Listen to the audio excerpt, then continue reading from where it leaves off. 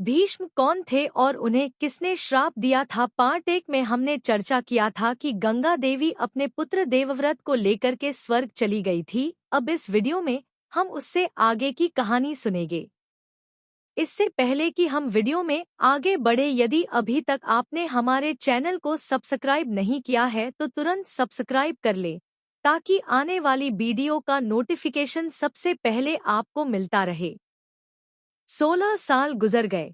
गंगा ने उन दोनों के पुत्र देवव्रत को लाकर शांतनु को सौंप दिया। देवव्रत ने खुद परशुराम से तीरंदाजी सीखी थी और बृहस्पति से वेदों का ज्ञान प्राप्त किया था। उसने सबसे काबिल गुरुओं से हर चीज की शिक्षा प्राप्त की थी और अब वह राजा बनने के लिए तैयार था।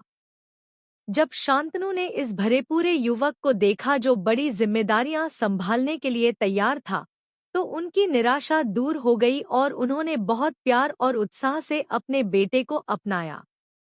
उन्होंने देवव्रत को युवराज यानी भावी राजा बना दिया। देवव्रत ने बहुत अच्छे से राजपाट संभाल लिया। शांतनु फिर से स्वतंत्र और प्रसन्न हो गए।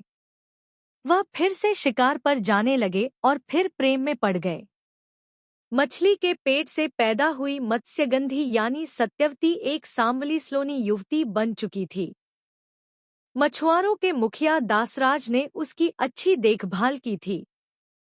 वह नाव में लोगों को यमुना नदी पार कराती थी। एक दिन पाराशर ऋषि यमुना नदी के तट पर आए। उन्हें नाव में बैठकर दूसरी ओर जाना था।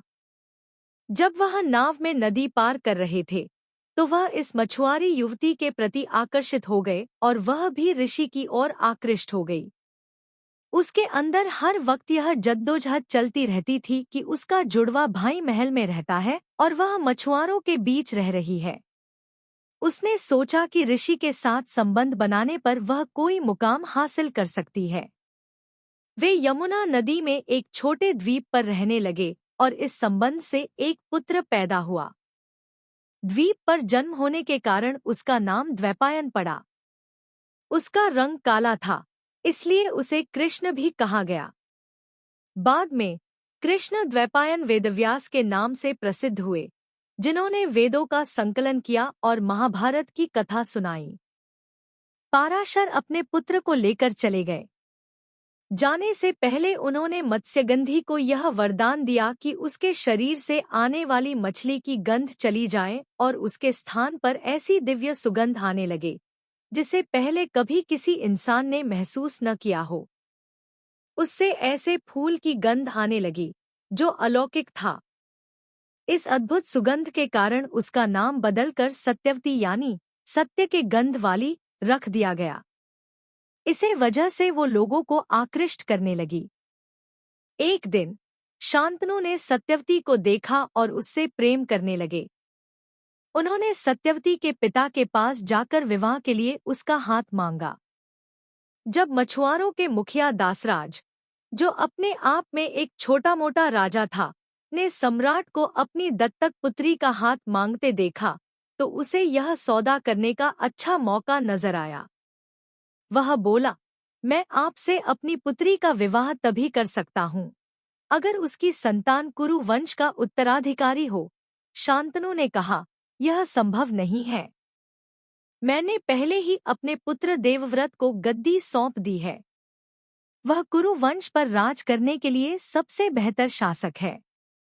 चतुर मछुआरे ने राजा की ओर देखा तो उसे लगा कि वह पूरी तरह प्रेम में डूबे हुए हैं।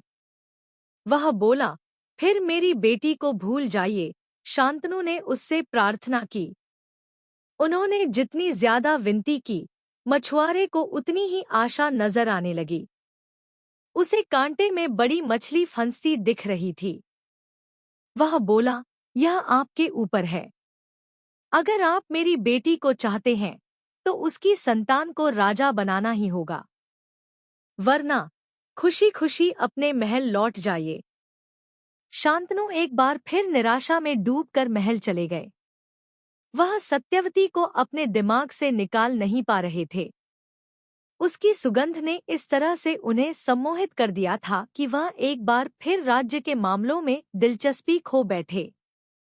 वह चुपचाप बैठे रहते, देवव्रत ने अपने पिता को देखकर पूछा, राज्य में सब कुछ बहुत अच्छा चल रहा है, फिर आपको कौन सी चीज परेशान कर रही है? शांतनु ने बस सिर हिला दिया और शर्म के मारे सिर झुका लिया। वह अपने बेटे को नहीं बता पाए कि बात क्या है। आज्ञाकारी पुत्र होने के कारण वह उस सारथी के पास गया जो शांतनु को शिकार पर लेकर गया था। उसने पूछा, शिकार से लौटने के बाद मेरे पिता पहले जैसे नहीं रह गए हैं, उन्हें क्या हुआ है? सारथी ने कहा, मुझे ठीक ठीक नहीं पता कि क्या हुआ है। मैं उन्हें मछुआरों के मुखिया के पास ले गया था। आपके पिता एक राजा की तरह बड़े जोश और प्यार से उस घर में दाखिल हुए थे, मगर जब वह लौटे तो वो एक भूत की तरह लग रहे थे। सच्चाई का पता लगाने देवव्रत खुद वहां गए। दासराज ने कहा, राजा मेरी बेटी को चाहते हैं। मैंने बस इतना कहा है कि मेरी बेटी की संतान को ही भविष्य में राजा बनना चाहिए।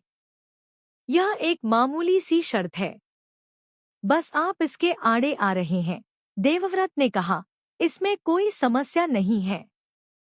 मैं वचन देता हूँ कि मैं कभी राजा नहीं बनूंगा। सत्यवती के बच्चे ही राजा बनेंगे।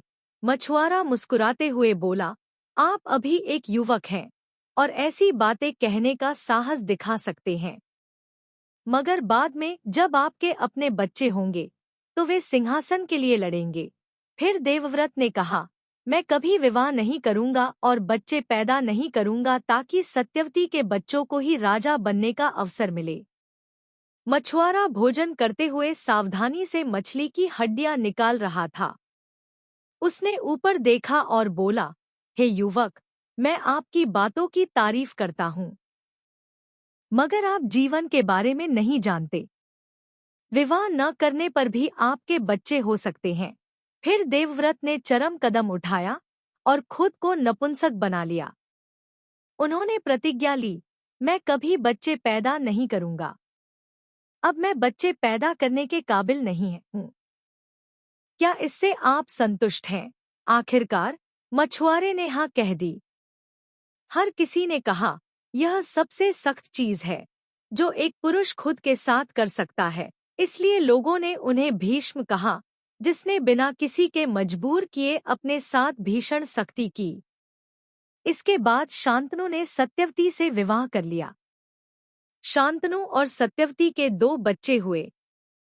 बड़े पुत्र का नाम चित्रांगद और दूसरे का विचित्रवीर्य पड़ा।